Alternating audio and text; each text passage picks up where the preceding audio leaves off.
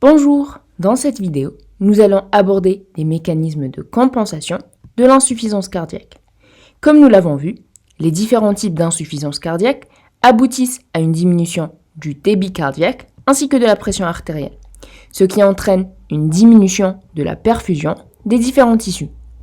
Pour compenser ce phénomène, l'organisme fait intervenir plusieurs mécanismes qui permettent de maintenir une pression et un débit adéquats pendant une certaine durée, au-delà de laquelle il y aura une décompensation cardiaque. Voyons ces mécanismes de compensation d'un peu plus près, en commençant par le mécanisme de Frank-Starling. Comme on l'a vu dans la première vidéo de l'insuffisance cardiaque, une augmentation de la précharge par étirement des fibres myocardiques permet d'augmenter la force de la prochaine contraction, permettant à son tour d'augmenter le volume d'éjection systolique et le débit cardiaque. Cette augmentation de la précharge sera représentée par une augmentation du volume télédiastolique du ventricule. Nous avons aussi vu que le débit cardiaque dépendait de la contractilité. Lorsqu'elle augmente, le débit cardiaque augmente proportionnellement et si la contractilité diminue, il y a diminution du débit cardiaque et ceci indépendamment de la précharge. Dans le cas d'une insuffisance cardiaque systolique par exemple, le volume d'éjection systolique ne sera donc pas aussi élevé même s'il y a une augmentation de la précharge. Cette diminution du débit cardiaque et donc celle du flux sanguin rénal va entraîner une rétention hydrosodée qui permettra d'augmenter le volume ventriculaire télédiastolique. Il y aura alors dans une certaine mesure une augmentation de la précharge qui permettra au court terme de maintenir un débit cardiaque adéquat au repos. Il faut savoir que dans les cas d'insuffisance cardiaque sévère, lorsque la contractilité est très basse, le débit cardiaque est diminué même pour les volumes diastoliques les plus élevés. Et l'élévation chronique de la pression télédiastolique qui en résulte sera transmise aux oreillettes et à la circulation pulmonaire, provoquant une congestion pulmonaire. Et là, on parle surtout d'une insuffisance cardiaque gauche. Une augmentation de l'étirement myocardique lors de ce mécanisme de Frank-Starling entraîne aussi une augmentation de la tension de la paroi du ventricule, augmentant alors à son tour les besoins en oxygène du myocarde. Ceci aura alors pour conséquence une ischémie et une altération supplémentaire de la contractilité. Dans ce cas, l'augmentation de la précharge ne contribue plus à la compensation de l'insuffisance cardiaque, mais plutôt à son aggravation. Et on pourra alors dans ce cas prescrire des diurétiques pour diminuer le volume vasculaire et le remplissage ventriculaire. Passons maintenant aux mécanismes de compensation neuro-hormonaux qui sont représentés essentiellement par l'activité du système nerveux sympathique, le système rénine-angiotensine-aldostérone ainsi que l'ADH. Ces mécanismes servent en partie à augmenter la résistance systémique vasculaire, ce qui aide à maintenir la circulation artérielle vers les organes vitaux.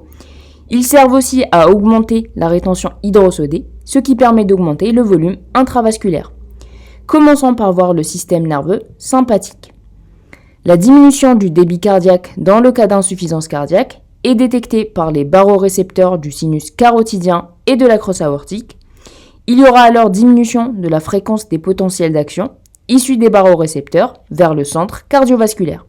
Ceci entraîne alors une stimulation du centre cardio-accélérateur et donc une inhibition du centre cardio-inhibiteur ainsi qu'une stimulation du centre vasomoteur. Il y aura alors augmentation de l'activité sympathique et diminution de l'activité parasympathique et il en résulte une augmentation de la fréquence cardiaque, une augmentation de la contractilité ventriculaire, une vasoconstriction artériolaire et veineuse par la stimulation des récepteurs alpha.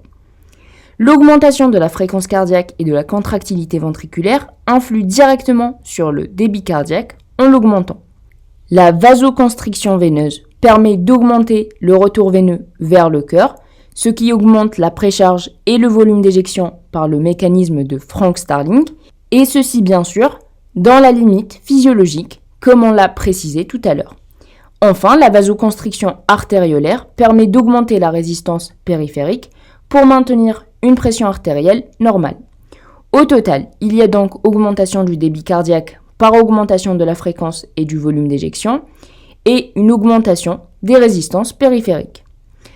Par l'augmentation du débit cardiaque, la régulation du tonus vasculaire et l'augmentation de la rétention hydrosodée, le système sympathique contribue initialement à maintenir une perfusion adéquate pour tous les organes du corps, mais il faut savoir que la distribution régionale des récepteurs alpha au niveau des vaisseaux sanguins est telle que pendant la stimulation sympathique, au long terme, ou dans les cas d'insuffisance cardiaque sévère, le flux sanguin est redistribué aux organes vitaux, par exemple le cœur et le cerveau, au détriment de la peau, des viscères splanchniques et des reins.